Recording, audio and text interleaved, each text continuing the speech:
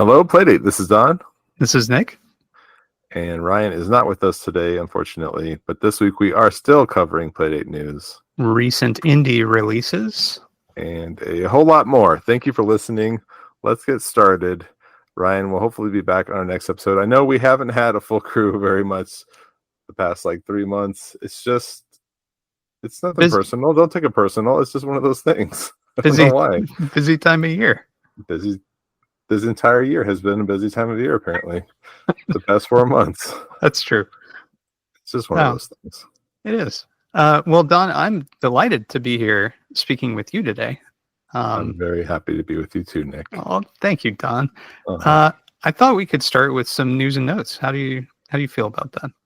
It's different. It's new, but I'll take it. Let's give it a shot. Okay. Cheyenne McDonald has published a new article, this time about spilled mushrooms on Engadget.com, and talks about that unique puzzle card game experience. Have you tried spilled mushrooms yet? I played 5 minutes of it today, and I watched the who is it? Destination Playdate video, and I was like, oh, okay, I see what this is, and I want to get into it. So yes, I picked the game. Quick little spoiler: it is my pick of the week this time, and it is a game that is not story heavy or anything. So we can dip into some other games while we're chasing our pick of the week. So I will be playing it a little bit more. Have you played it? I haven't, but now I am super looking forward to it as part of next step. So thanks for that, Don.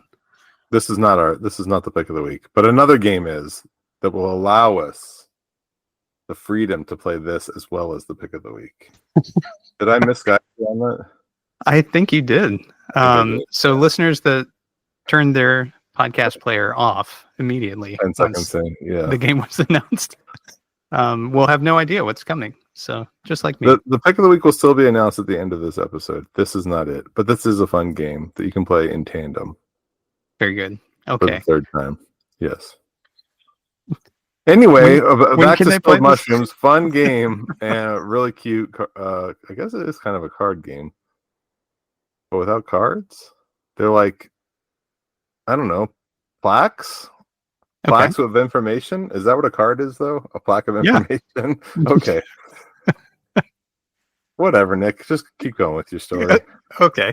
Yes. Well, anyway, another great article there. It'll be in our show notes. Addictive puzzle game. Very fun. Yes. Looks very cool. Yeah, okay. So, Don. Off to a great start today on yet another bang-up episode of the Helloplaydatepodcast. I believe Ryan linked this next one, and this is a talk from Cable at Panic. What did you think? What were your thoughts on Cable's talk? I thought it was pretty cool, and it was a really neat affirmation of some things related to art and artists, and it was just really a pretty inspiring and funny and fun talk. So if you have a chance, recommend giving this a look, and it is going to be in our show notes. Cable's always funny and fun and inspiring, isn't he? I think so. I have not known him to be otherwise, but could happen. That's his thing. Yeah. Where's his mustache? He's got no mustache in this video. I'm taken aback. This reminds me, though, we don't have it in our show notes, but did you watch the Min-Max Panic office tour? I saw the link in our Discord, but I have not had a chance to view that yet. I have watched half of it. I will put a link in the show notes. I will find the link and then put it in the show notes. But that was pretty fun, and there's a special Easter egg in there a couple minutes in regarding a podcast that you're listening to right now that was very surprising. I was very surprised by that. Yes. Thank you, Move on Cloud, for pointing that out. That was really cool. And posting the link. Thanks very much. Indeed. So Don, it's that time of year again. It's time for a PlayJam. Not only a PlayJam, But one of the greatest play jams of the year, PlayJam 6 by possibly Axolotl. There's a few of these PlayJam curators that draw out like the cream of the crop Mm-hmm. as far as PlayJam goes. There isn't really any bad PlayJams. I don't know why I worded it like, oh, they're all trash except this one, because they're not. Like, they're all pretty good. But PlayJam is one that really gets people excited. But yeah, please tell us more about PlayJam 6, because this is a really good one. All right. So a play jam is a game jam where you have one weekend to make a game for the Playdate. And the theme this time was trick or treat. That's a killer theme. Yeah. Perfect time of year. From the American perspective I'm coming from, at least, for this. And there were 15 submissions done. Now, did you have a chance to try any of these? Yes, I've tried some, but I have to admit that having it be a theme of trick or treat, all of the games have the word trick or treat in them, but like 2 of them. It's very hard to keep them straight at the moment, just looking at I agree. titles and screen caps. Going to say something similar. Yep. Yeah, so I don't know which ones I've played. I know for sure I've played Trick QR Treat. That one's very distinctive. And that is by Totally Under Control. Mm-hmm. That is such a clever little game, little mechanism. How has that not been done like 900 times already? I don't know. Very good idea. But essentially, you're moving door to door. You knock on the door. A QR code appears. You scan it, and it tells you what the trick or treat is that you've received. Mm-hmm. There's a ton of variations on the artwork as it scrolls, as you move from house to house. And there are a ton of different combinations of fixtures and things on the front of the houses and the design of the house itself. I was extremely impressed with the variety. I tried this one until I started getting a lot of repeat QRs. But it took quite some time. I was very impressed with how much was involved in this one. There is a list somewhere of all of the QR codes, and I accidentally saw it, or I unintentionally saw it. Accidentally scanned them all. No, but I caught a couple. Like, if you post a QR code, it goes to a link somewhere, and so wherever I saw it, like the hot links would pop up at the bottom. So a couple were spoiled for me. Yeah. But they were so cute and good ideas. And yeah, what a cool idea. I feel like this could be used on a lot of different applications, not just trick or treating, you know what I mean? Like throughout the year, just doing fun things. So if you like surprises, tricks and treats, one to check out. But we can't talk about all of them for like 5 minutes each. Were there any others that stuck out for you? Because I think you played a lot of them. I played 13 out of 15. Nice. And I had a great time with many of them. I was so impressed with the quality and depth of a lot of these submissions. A lot of them have fairly simple core ideas, and the mechanics are really crucial to the enjoyment of them. And those are the kind of games that I really love to sink my teeth into, so to speak, for games about candy. There was one called Tricky Tracky Road, which was a really very odd adventure game where you are trick-or-treating on the train. On a train. As you do. Very strange. There's a couple of decision points which are interesting, and essentially you're just trying to collect as much candy as you can. I gotta try that one. I love the splash screen is cool, but I did not try that one. It's pretty interesting. Did you try Treated by Pixel Ghost? I did try Treated, and I felt like it started to get heavy, and I was emotionally unprepared, so I backed out. I will have to hop back in when I'm ready. Am I wrong? Is it not that emotional? There's some but I'm not sure if you feel like you're going to be affected. Obviously, you can save that for a time when you feel that you won't be. But it is really interesting and worth a play. It's a pretty quick playthrough. I think there are 5. Yeah, that's right. There's 5 different. It's like the ghosts of Halloween, past, present, and future, and 2 more. It's really fun. So. Okay, I'll head back to that one. I think I only went through 2 nights of Halloween, 2 treats of Halloween. And maybe it's just me knowing that Pixel Ghosts can create touching narratives where I was like, oh, what does this mean? This classroom thing? Am I like a bad person for remembering things I did in school or something? And I backed out right away. Okay. Yeah. I don't think it's that kind of affecting. Okay. I'll say that and then I'll have forgotten something important. But oh, sorry. Yeah. I'm going to keep interrupting you every time you speak. Please do. Trick-treating. Tell me about trick-treating, which is the one with the teeth on it. I did try this one because I like the idea of being a dentist post trick-or-treating, and I could not figure out the controls. Like, oh my gosh. It's funny that you mentioned that because I had the same problem, and to my detriment, I did not hop on the itch page to read up on it afterwards. I just tried to experience it and have some impressions here. But I did find that the description of it made it sound as though you were trying to pull the bad teeth. Yeah. However, well, it seemed to match up when I hovered above a good tooth. And then I could not figure out exactly what I was supposed to do once I had grabbed the tooth. But I really liked the concept of this one, and I thought it was pretty funny the way that everything was laid out. I just didn't exactly know what I was intended to do. I feel like this one could go a long way with a little bit of polish. It says that you're treating your patients as best you can so they return to battle, like you're working in a battlefield or a dungeon or something, or trick them by stealing their golden teeth.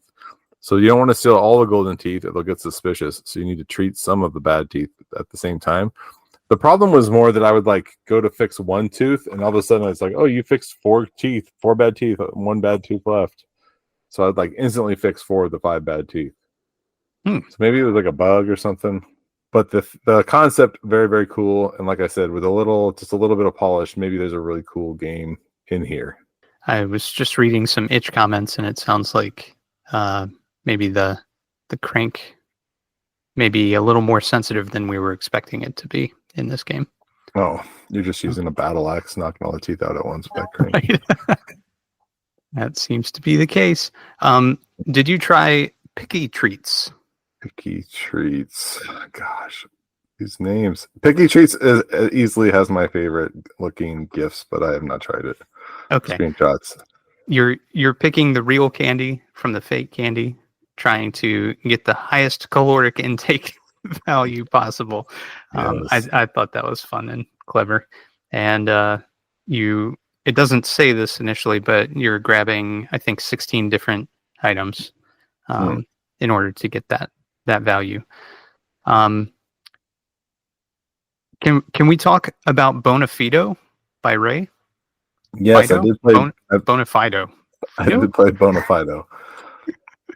A Bonafido. Yeah, I think it's Bonafido. Yeah, I did play that one. There's like they drop like a lightning ball or something on the level. It's sort of like it's basically Mario Brothers, right? Correct. But they drop like this lightning ball now and then. It was very hard to lose. And then when the lightning ball or whatever shows up, I wasn't really sure what to do with it, but I did not go back and it can have good or bad effects based on a luck basis, it says here. Yeah, I did not go back and read the instructions. This is an instruction-heavy PlayJam, apparently. Not a bad thing. I think for you and I, that is the case. I'm Um, just lazy. there were several card games this time, including Pentagram by Ginger Beard Man, and I think it is Tricks for treats. Tricks for Treats and The Greatest Trick, I think. Yes, I think that was one of them. I think there was one more too. Maybe not. I thought there was 4 of them. Was Sweet Steak Spooks? Oh no, that's the one where you dig your hand around in the candy bowl, right? Yes, I think so. Sweet Steak Spooks. That's like a gambling type thing. Yeah, that is up my alley, and I was going to ask you about that one too. I played it, but not enough to get good at gambling. Okay. I was just kind of messing around with it. So, in that one, there are 4 different houses that you have to visit, and each one gives you a number, and those are the number of treats that are possible to pick from that house. So, you need to get 8, for example, in the gift that it shows up front on that first house before you can move to the second house. But in order to do that, you got to wiggle around in the cauldron where you're grabbing the candy to make sure that you don't get spiders or other things. I got a lot of frogs, quite a few frogs. I think I got a frog too. Yeah. Anyway, that's Sweet Steaks Spooks from Deimos Games, and it's just, all these great developers have contributed so much time and attention to this game jam, and I think it's so cool that they're able to produce these fun experiences so quickly. So, Don, I heard there were some more things that we needed to talk about on the Playdate community census. You heard right, Nick. However, there is a caveat. The caveat is Ryan and I spoke about the majority of the 2024 Playdate community census put together by Mac Vogel and GovBubs from the Playdate. What is it called? Just the Playdate Squad, Community Squad. What is the Discord called? The Playdate Squad. Playdate Squad. That's easy. Anyway, we went through most of it on the last episode. We will put a link in the show notes to, I guess we'll put it in for the last episode so you can get the full picture, but also to the data here, the census results, so you can follow along.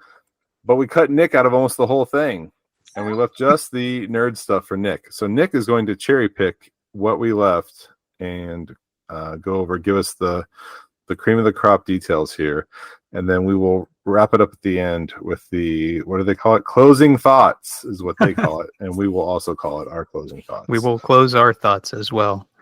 Don, there's a breakdown in Playdate hardware regarding the types of PCBs which are installed in people's Playdates, and approximately 33% of people have the first revision hardware. But there's actually 2 other revisions. There was a short revision, a little over 9% have that. And then the current revision, which is has had some tweaks from that second revision to improve battery life, is what the majority of people have that responded to this survey. I just thought that was interesting. That's cool. I guess they must have forced you to answer this question, because I thought the majority would be like, I'm not sure, or I don't know. I guess it's not hard to tell if you have it physically in your hand what version you're holding. I think you have to look at the PC. I don't remember now. It's been a little while.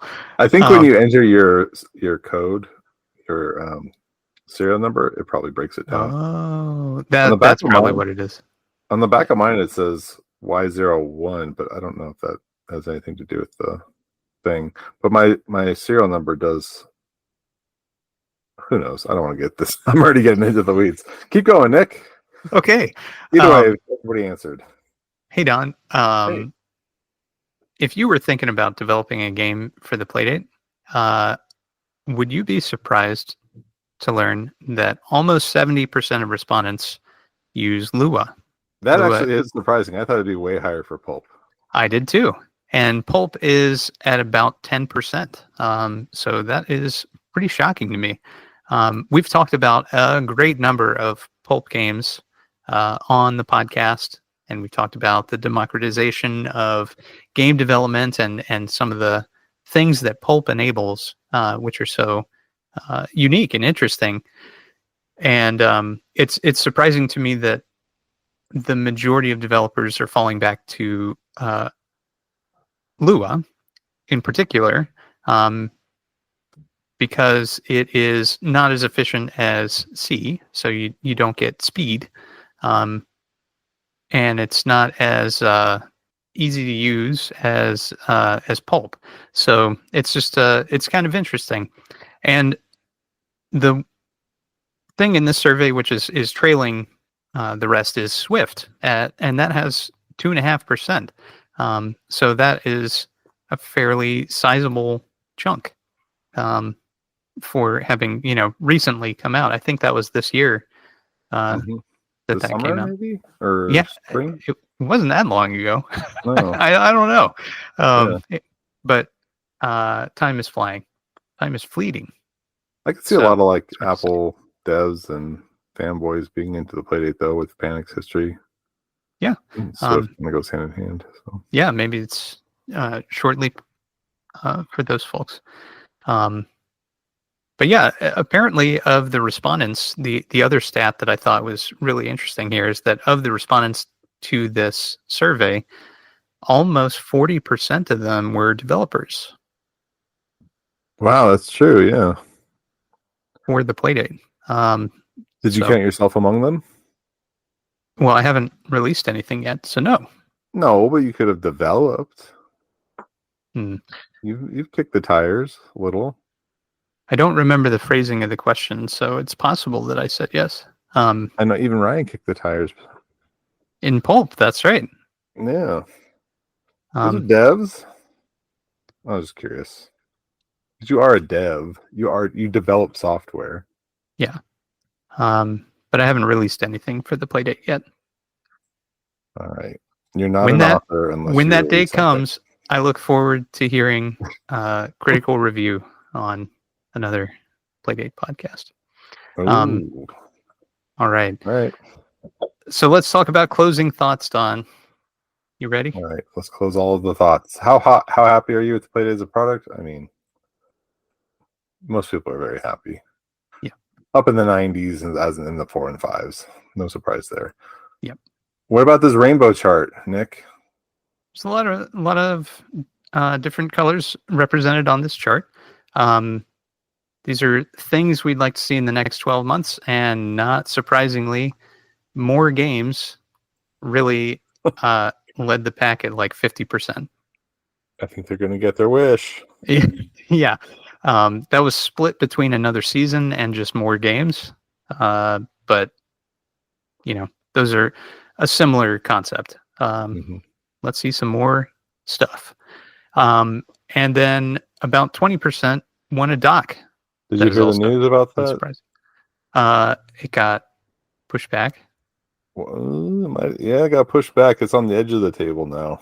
Okay. It sounds like it might be off the table, but it's barely hanging on the table if it's on the table at all. Really? I didn't realize it got pushed that far. Yeah, there were some tweets, I think. Oh, maybe I don't think they were tweets. They were mastodons or threads or something. It's just the wall is too high, I think. I don't have them in front of me, so I can't give a direct quote, and I apologize for that. But yeah. Okay. Bummer. Well, that is a bummer, but I try and find it for the posterity. This is austerity, right? Posterity would be for historical reference. Right. This is austerity, though. Right? Sternness, severity of manner, or yes. Not looking it up. That's correct. Should I look it up? Should I just keep interrupting you? Nick, I'm going to interrupt every single sentence. That is my promise to you. Okay, I found the quote. It is from Cable, and it is on Reddit. Well, it's quoted on Reddit. I don't know what app this is. Do you know what this is? This Threads or something? It says, From user Emmanuel Schwartz. Emmanuel Shores. By the way, do we know what the status on the Playdate dock is? Cable replied, "We do. Turned out to be incredibly hard for lots of incredibly dumb reasons, so it's a bit on pause now. We still dream of doing it though. Someday? Question mark? Exclamation. So maybe. Yeah. Keep those fires burning. Is that right? We'll see. Okay. So the last thing I wanted to touch on here in the census is the feedback for Panic slide. And I just thought it was pretty neat that the majority of, well, almost the majority of respondents were generally positive in their feedback. So 44%, that's pretty unusual for a hardware product or a software product.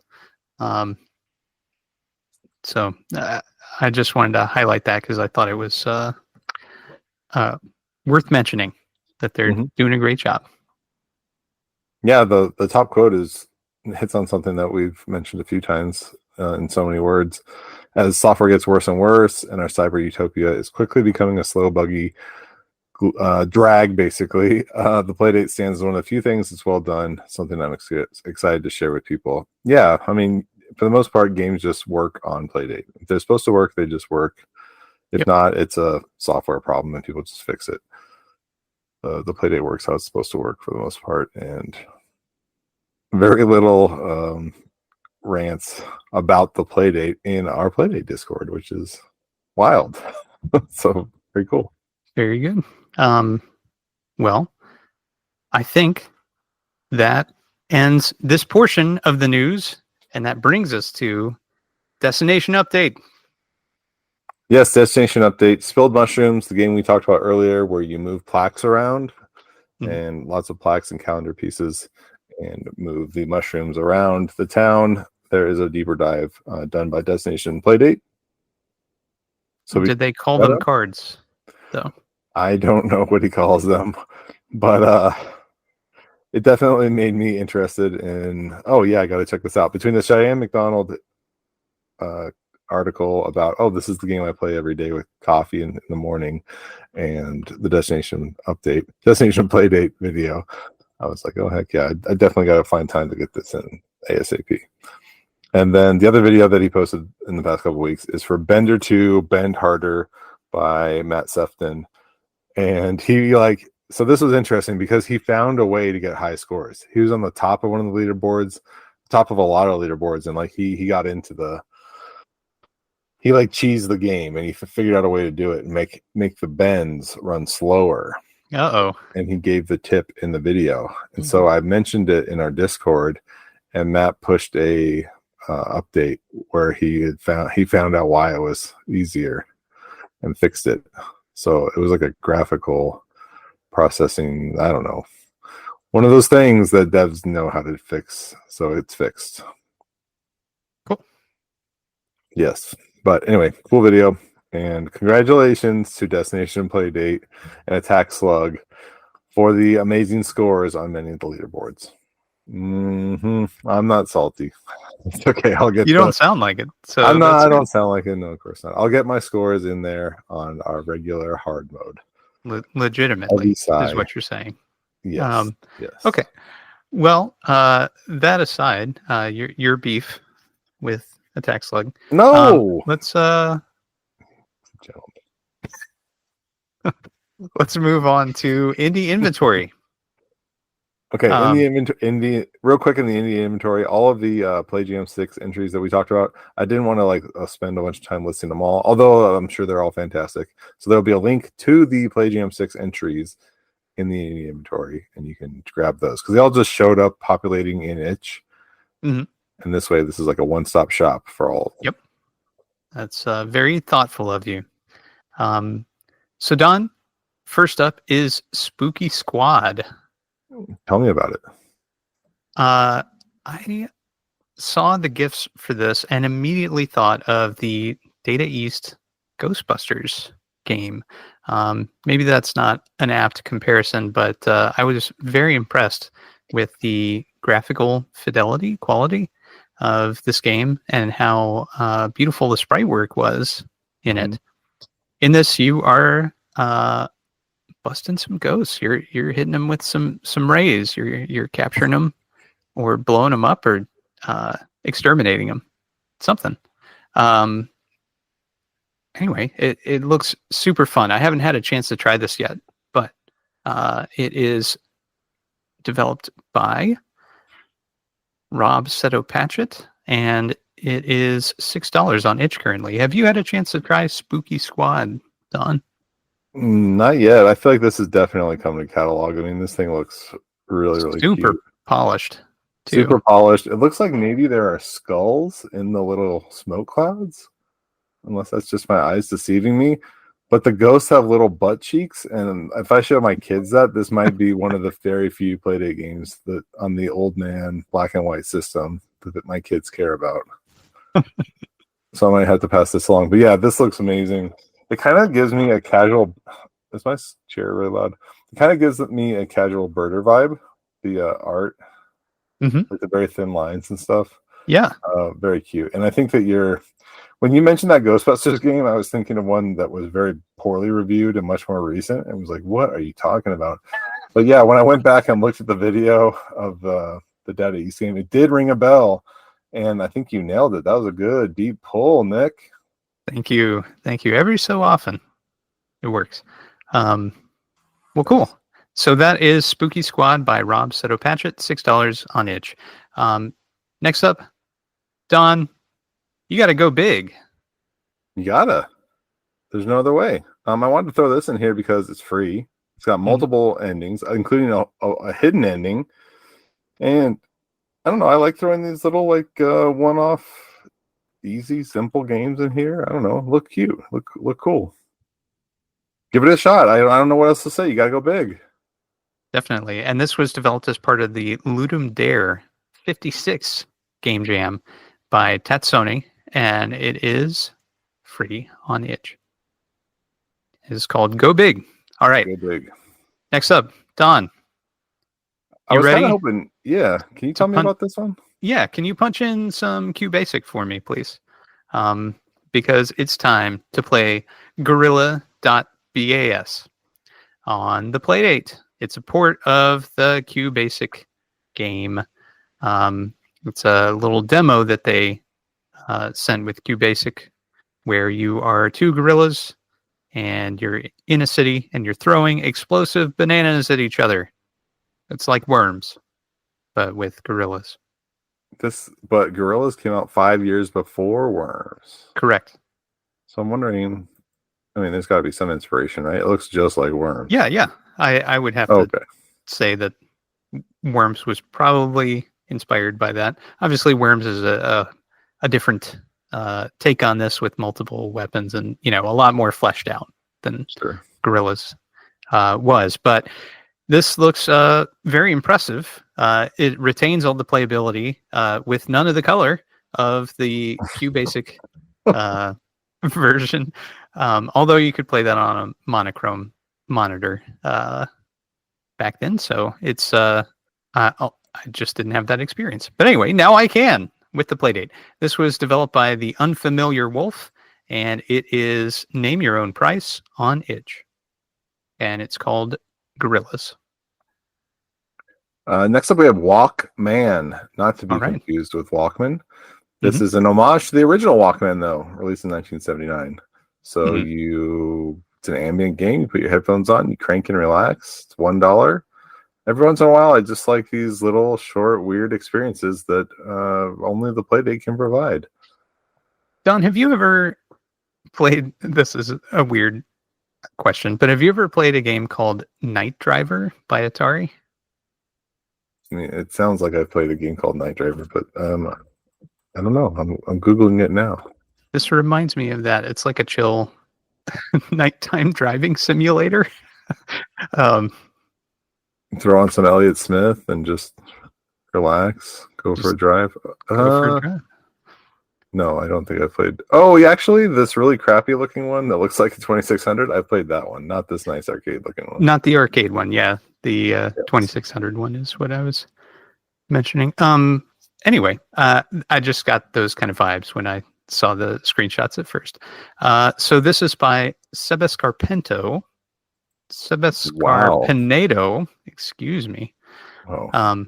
And it is $1 on itch. It's Walk Space Man. Walk space, man. Get to it. Indeed. Don, I gotta feed a gecko. I gotta feed it some snacks. You And got it. Gecko Snacks is a crank-powered lizard. This looks That's a sentence that I've never heard before. insanely fun to control. So the catchphrase here, the tagline is that you're taking control of an adorable gecko and spinning the crank to catch tasty crickets, grasshoppers, and the elusive fly, if you're quick enough. So it appears that this is a timed game, and this looks fun. The movement is just really fluid and interesting. So this is developed by McDevon, and it is name your own price on itch. It's called Gecko Snacks.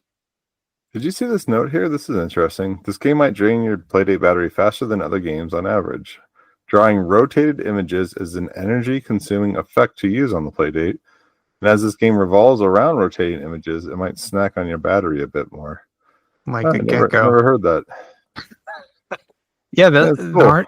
hardware is optimized for different things, and so if you're pushing it in a particular way, it may prove more or less performant, or it may create those kinds of issues. It's cool that this comes with a little warning about that.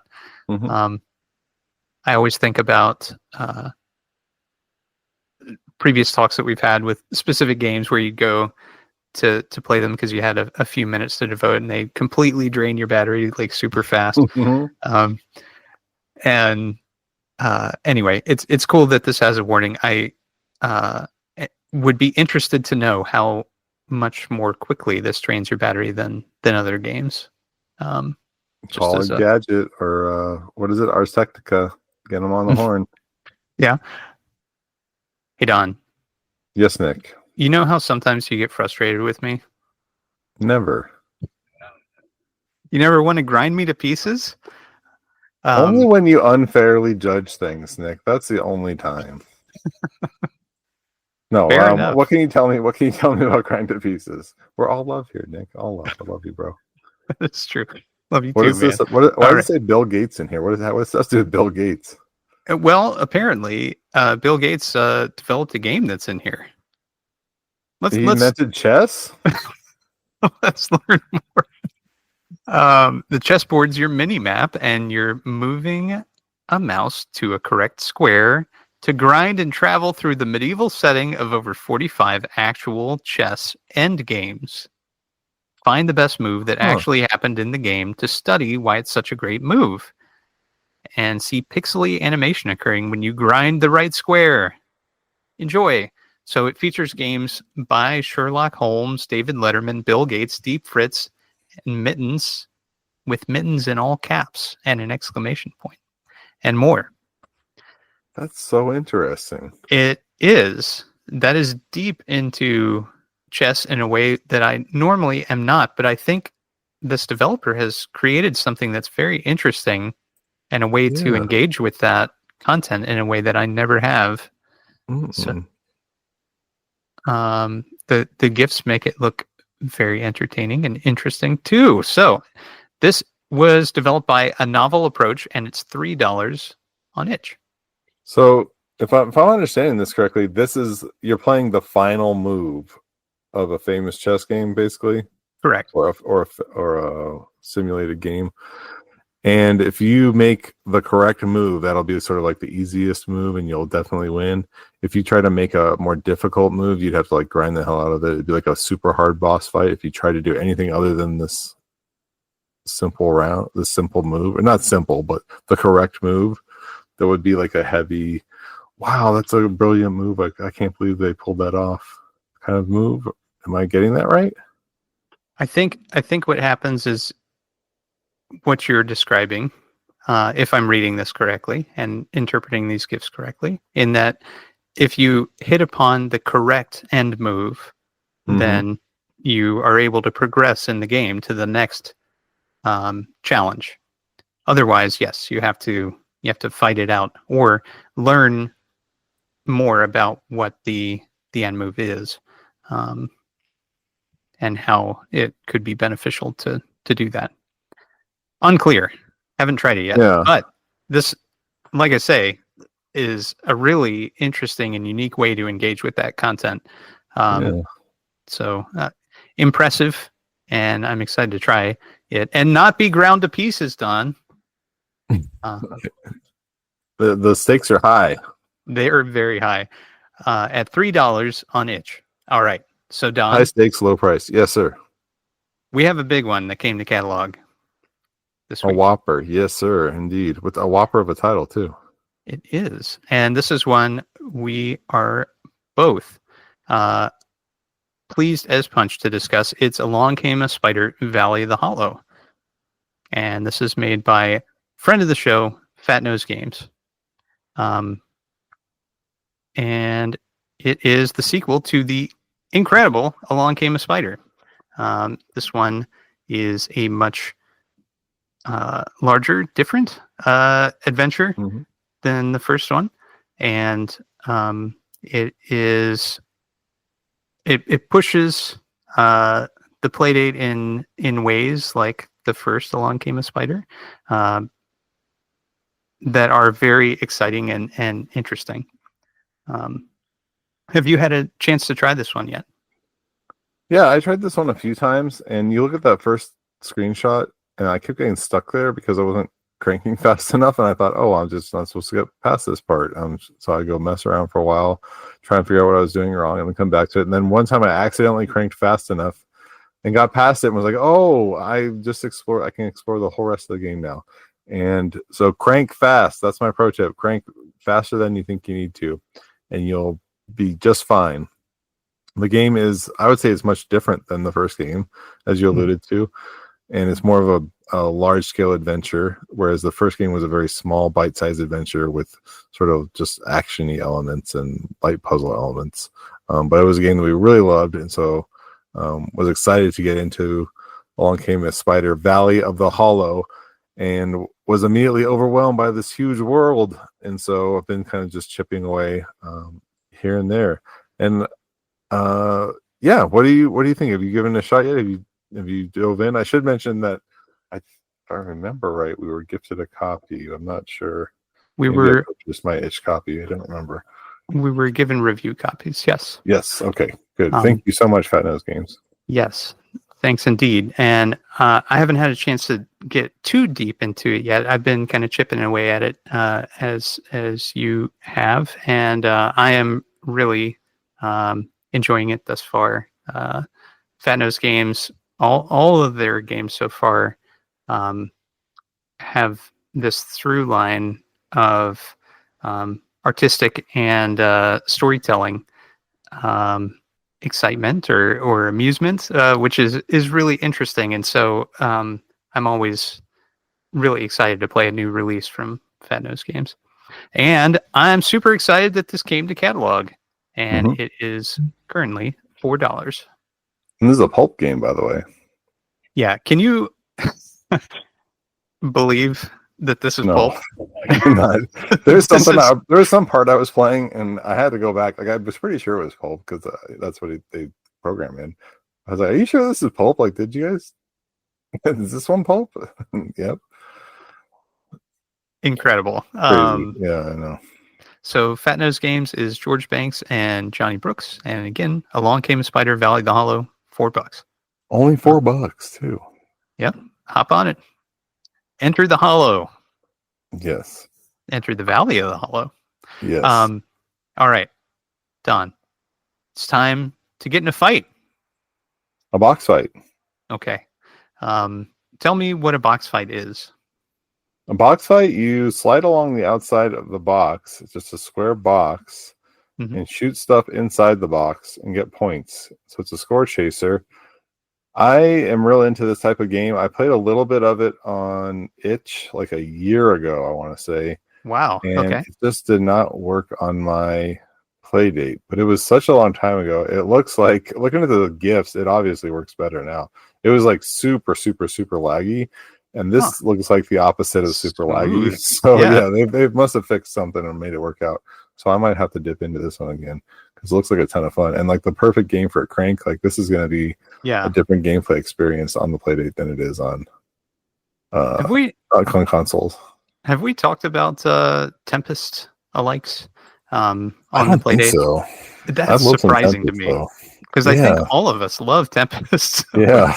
Why isn't there not more Tempest stuff on the Playdate? That's an interesting question. Well, Don, I have got the game for you here. It's called Box Fight, and it's developed by Rent-A-Dev, and it is currently $5 on itch. It's on sale. It's normally $6.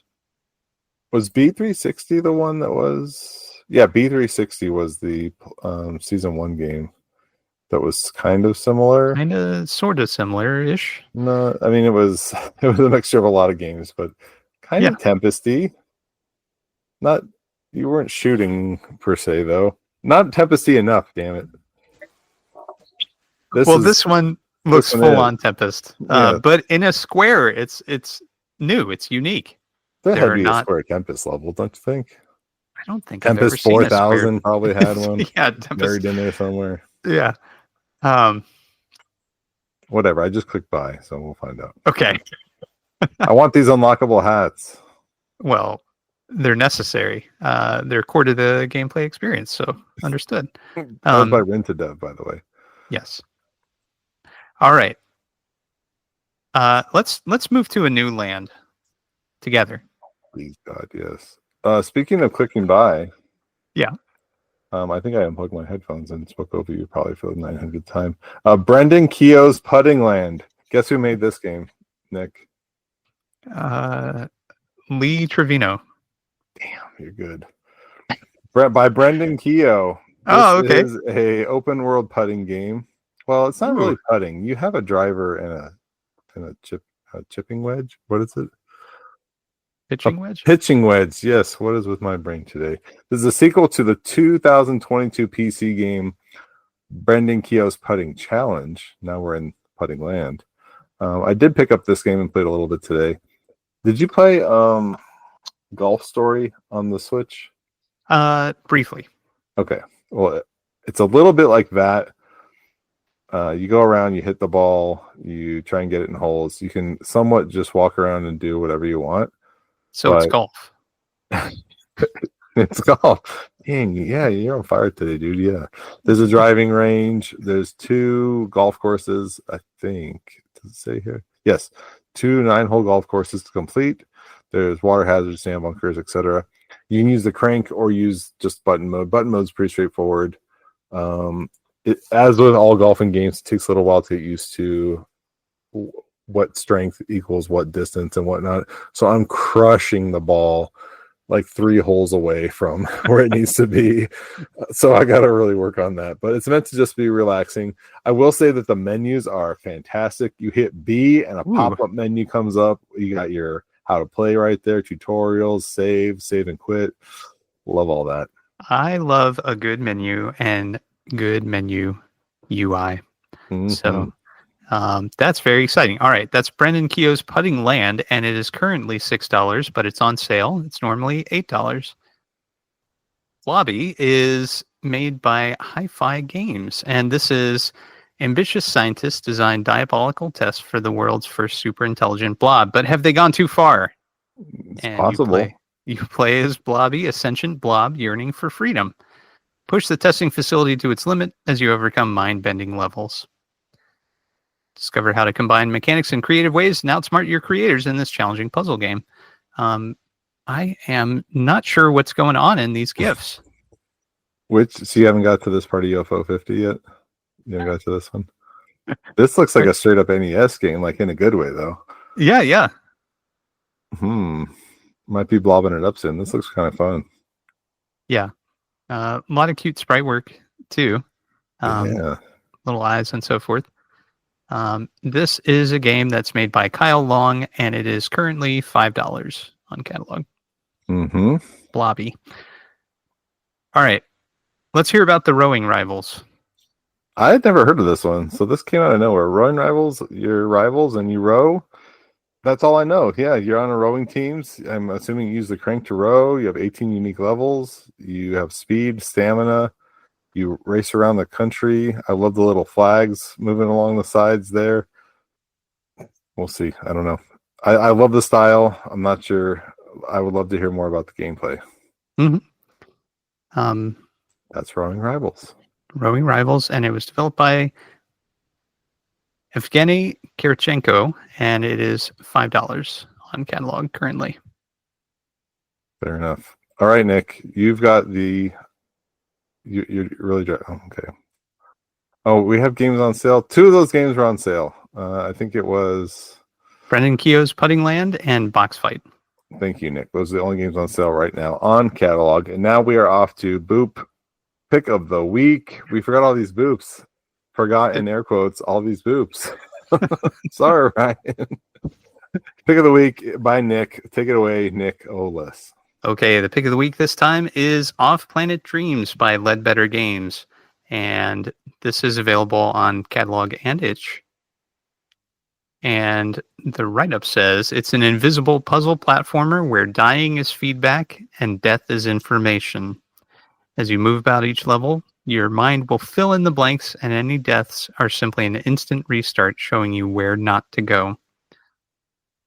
So this is an invisible platformer, which is a pretty interesting concept. I can't think of another game that I've played that had a similar kind of core gameplay mechanic where you're platforming, but you have no idea where you're going. There's a door that you have to make it to in each stage. And in order to make it to the door, you're filling out this level, but it's all in your head.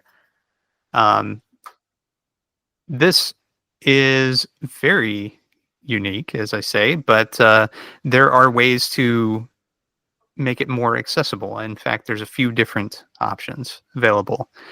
One is that you can peek and see what's immediately around you. Another is that you can turn on paint mode, which allows you to see each platform as you roll over it, and it will retain that memory on the screen. And then lastly, you can show the entire level from the B menu if needed.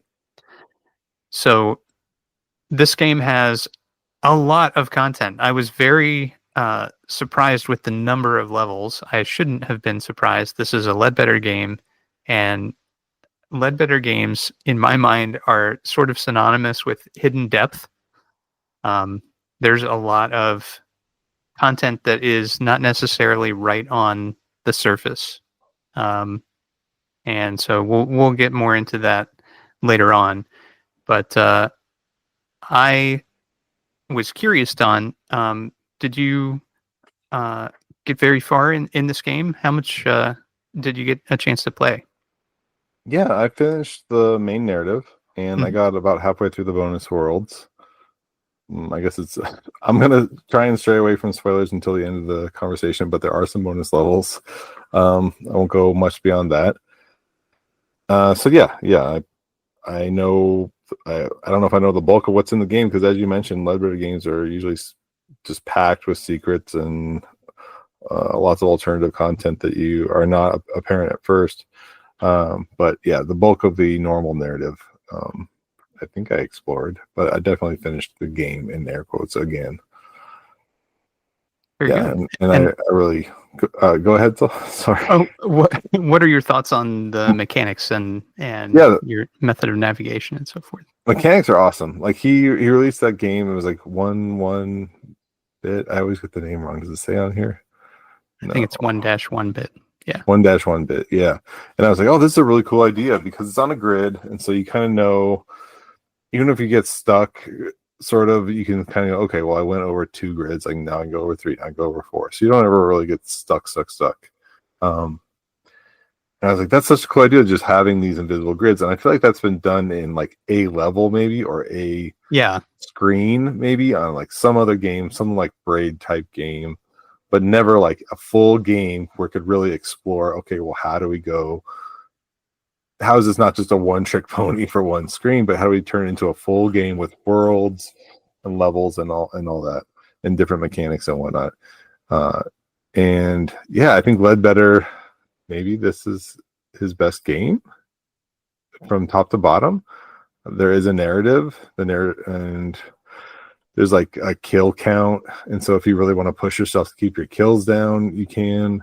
Or excuse me, your deaths down. But there's not really a penalty to. I guess I'm going all in with answering if I finished the game and do like a full review. But yes, I finished the game and enjoyed myself. Excellent. I found the music really impressive in this game. I don't know if you remember back when we talked about Art Art 7 long ago, yeah. Mm-hmm. And how much the music was impressive to me. I really enjoyed the music in this one as well. And mechanically, it's a single screen platformer, so everything that you need is on this one screen. It's not like you're traveling through multiple screens as you wander across. We kind of neglected to mention that. So these platforms that you're learning the shape of, the shape of the stage is all on the screen, and you don't have to remember millions of platforms, as you're jumping across an entire Super Mario Brothers scrolling world type platform screen. It's all self-contained, and I think that is also very clever because it prevents you from being overloaded with information on each screen. Yeah, if it was much bigger and you were trying to remember platforms above you, like in the screen above you, right, over or below you, I think that would get frustrating to a point, or it would take that much more level design to make it not frustrating. It would take a lot of time on both the designer's part and the player's part to really engage with the stage. And so I think Ledbetter's hit on a really interesting concept here that works really well for both these carefully curated designed stages that he's made, but also for the player to engage with.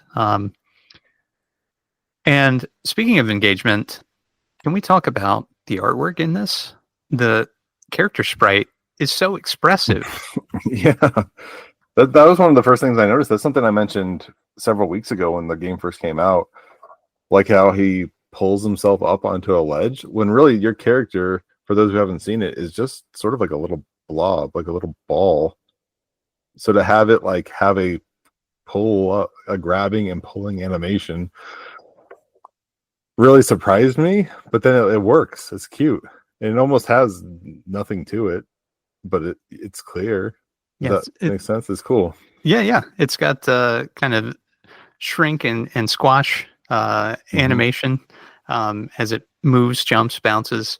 It's really very impressive, and it moves very fluidly. And that comes into play later on as you progress through the stages. They become not just more complex, but they become different. And so this is another thing that I kind of think of with Ledbetter games is that it really explores the entirety of the concept in which he's kind of playing in the sandbox, and I just find that very interesting and compelling as a player. I just want to see what's next. So I was not expecting to engage with this game in the way that I ended up engaging with it. So I was sort of expecting this to be a lot more punishing than it was. Having, just conceptually no picture of the platforms on which you're jumping, I just, imagined that this would be the world's most punishing platformer.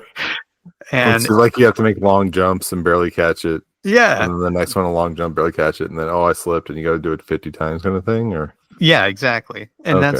that's really not the case in this game. Um, so I was just very impressed overall with Mhm. the way that this game it is the playability as well as the concept and the fun factor in it. And I got really engaged in the story and in completing the game, which we can talk about here shortly. So that's kind of my feeling on the game. Do you have any other thoughts about any of those other kind of UI considerations or Yeah. anything? Yeah. The balance is excellent. Yeah. It's not like I do not like hard games. And whenever we play a hard game, I will play to the best of my ability and then be like, okay, I've seen everything that I'm able to see and I'm good. I have my fill. Like, this is for somebody else. And I'm never going to hit the top of leaderboards like Ryan is. And I'm not going to force my way through it like Nick is. It's just, I get it. It's not for me. I'm not a Bloodborne. Well, I like Bloodborne. I'm not a Dark Souls player or whatever. I'm not going to beat my head against the wall and get frustrated. That's not what games are for me. And I never really hit this for me. There was one time in the Discord where I was like, okay, what do you do when you're stuck? Because it's not a giant spoiler. You can see yourself on the catalog page enacting with a background that is not a grid. And there are more than one of these. And I was stuck on a level where there was not a grid. And maybe I relied on the grid too much at a certain point. Mm-hmm. And that's where I got stuck. And so it was interesting. We were talking with Ledbetter earlier today, and he said most people get stuck on another level. So then I was like, oh, well, what level was that? And it was a level that I didn't find challenging because it was a grid level, maybe. And I guess my only small qualm was that at a certain point, I started to maybe read Ledbetter's mind a little. It's like, okay, he's gonna put he's gonna have the path go this direction. He's gonna make you think that it's supposed to go this direction, but he's gonna psych us out. And so after a while, I could kind of just read, okay, he's gonna make you climb up here, go around here. I could kind of like go one step ahead and read what he was gonna do. And for a long time that worked, but then even after a while, he would start to throw a wrench in there and start to trick me where I thought I had it figured out, and then he would switch gears. And it's almost like he did that on purpose. Like, okay, he's probably got it. The player probably has me figured out by now. I'm going to let them figure it out for a little bit longer than I should, and then switch it up on them. Kind of like a sports movie where the star player psychs out the other team a little bit too long and then starts dunking on them hard. It was kind of cool, like they led me on. I like the way that the keys are integrated because it's basically like you're capturing two doors.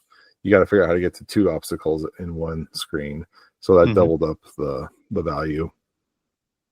And then I don't know when you want to talk spoilers, but there are other mechanics that pop up that were unexpected, that were a nice surprise. And then you talked about a narrative that I got hints of, and I mentioned that on Discord that I didn't get the full picture because I didn't play it all in one shot, and that probably would have benefited me. I sample games like crazy, and so the beginning parts of narratives in games, the intro screens, are often lost on me by the time I get to the end of the game. And this was a case where like I didn't remember what happened when the game started by the time I got to the end of the game. So it had some meaning to me, but not the meaning it should have.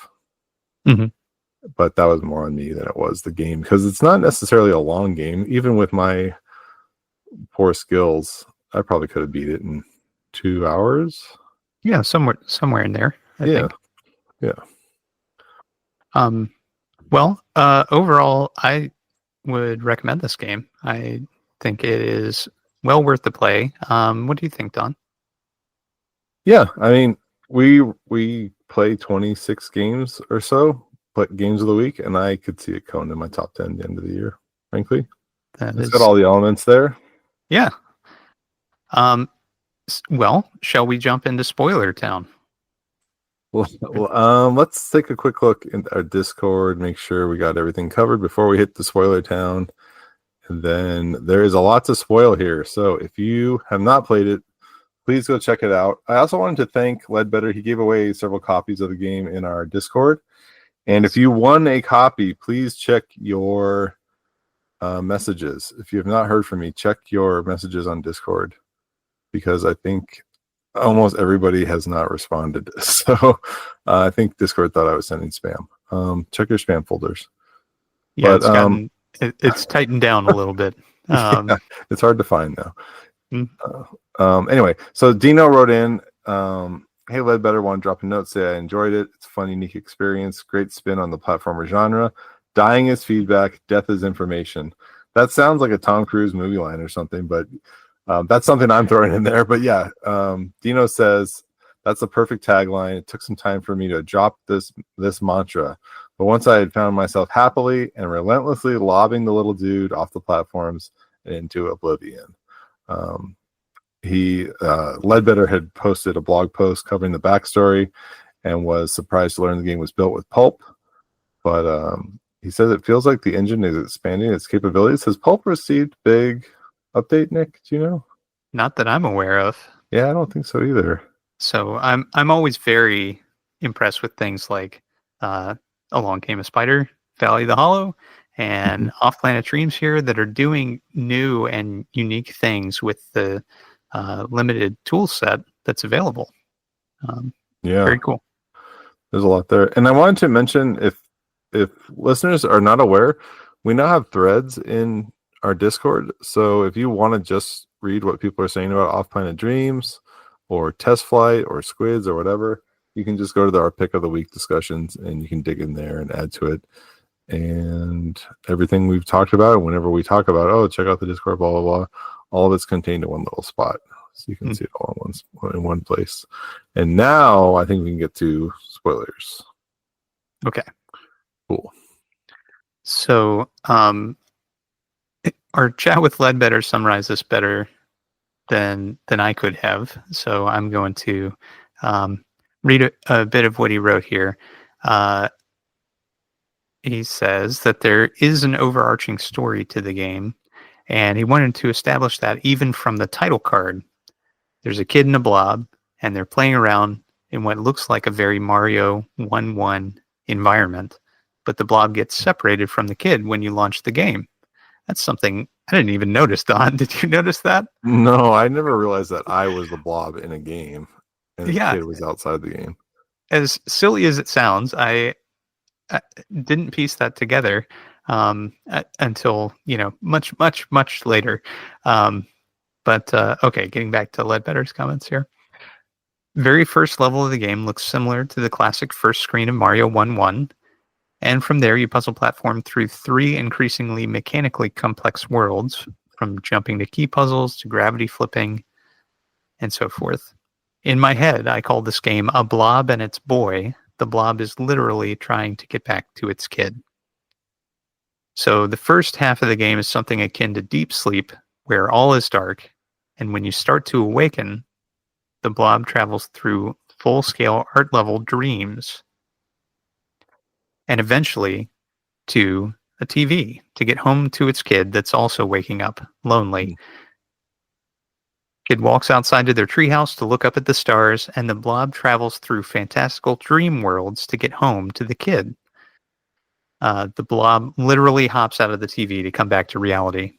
I thought that would be a nice transition to the house levels. So there is an article that's coming up in Uncranked number 5 about this game, Off Planet Dreams. So I would encourage everybody to check out Uncranked number 5, which is coming out soon, right? Yeah, it comes out really soon. I meant to put that in the show notes too, and I forgot. There's also an article about this in Gadget that we forgot to mention in the last episode, but I put it in the show notes for this one. Oh, good. I look forward to reading about that in Uncranked number 5, though. Yeah, definitely. So that is our spoiler talk here. There are a couple of other things that I wanted to mention. Ledbetter has prints and a variety of other different merch for different games that they've created. And for Off Planet Dreams, there's a couple of posters that they've made of those dream areas from late in the game, and they were painted by his partner.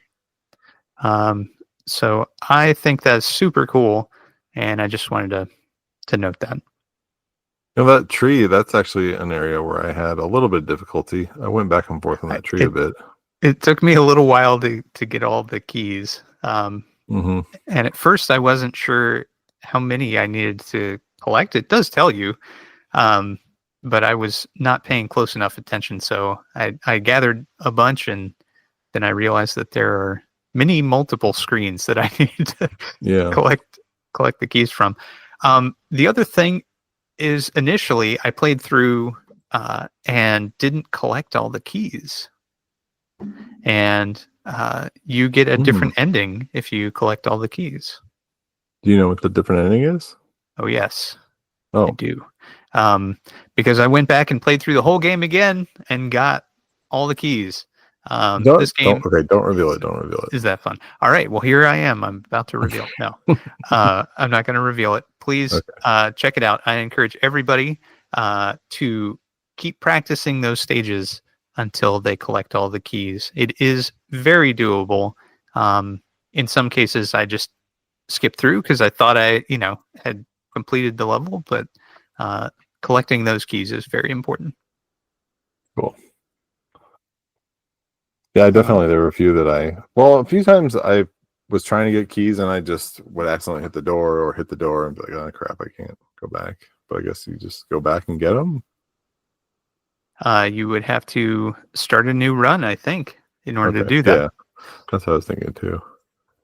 It becomes less difficult. You remember the tricks on each screen, and it becomes easier to do. I think we forgot to mention that Ledbetter sent us a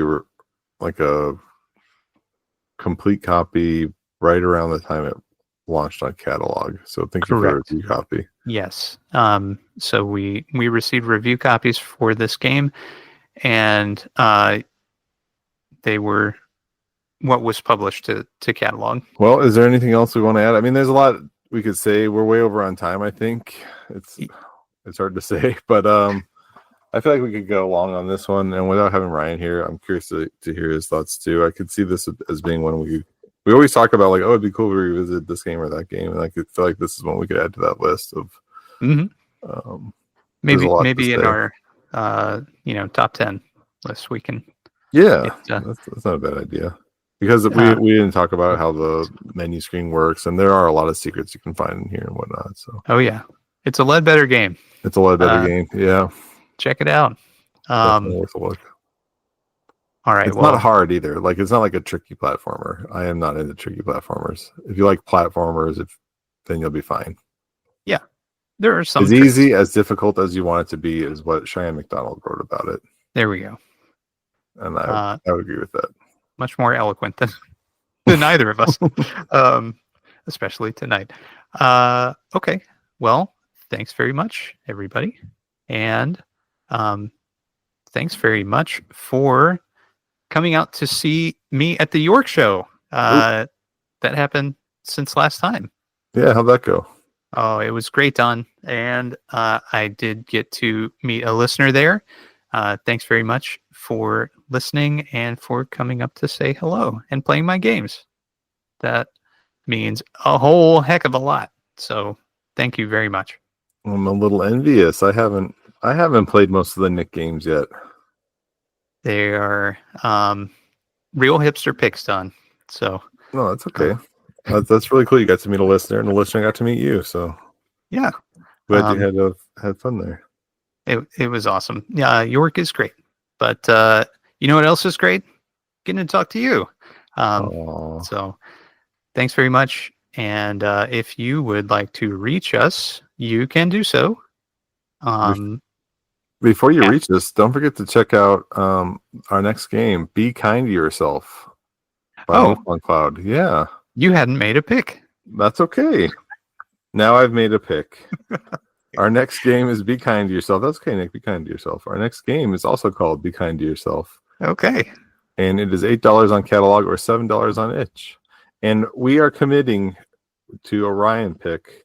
Our next picks are going to be free or name your own price. So Nick and I are going to get on board because we've had some very excellent picks. But for those who didn't, just want to do some name your own price stuff, we're going to do a little name your own price run. So look forward to that. Cool. Okay, Nick, you were talking about where to get a hold of us. Yeah. And I cut you off. Just like there's I cut you off now. And now. Okay, go ahead. There are a large number of places at which you can get a hold of us. You can either come find us physically at the York Show, or just me. Yes. Or you can email us at helloplaydatepodcast@gmail.com or on Instagram at helloplaydate. We're also on Threads and Blue Sky. And you can call and leave us a message on the Bingo tip line. That is 724-BINGOS1. That's 724-246-4671. Thanks very much for listening, everybody. And we'll talk to you next time. Sounds good. Good night. Bye.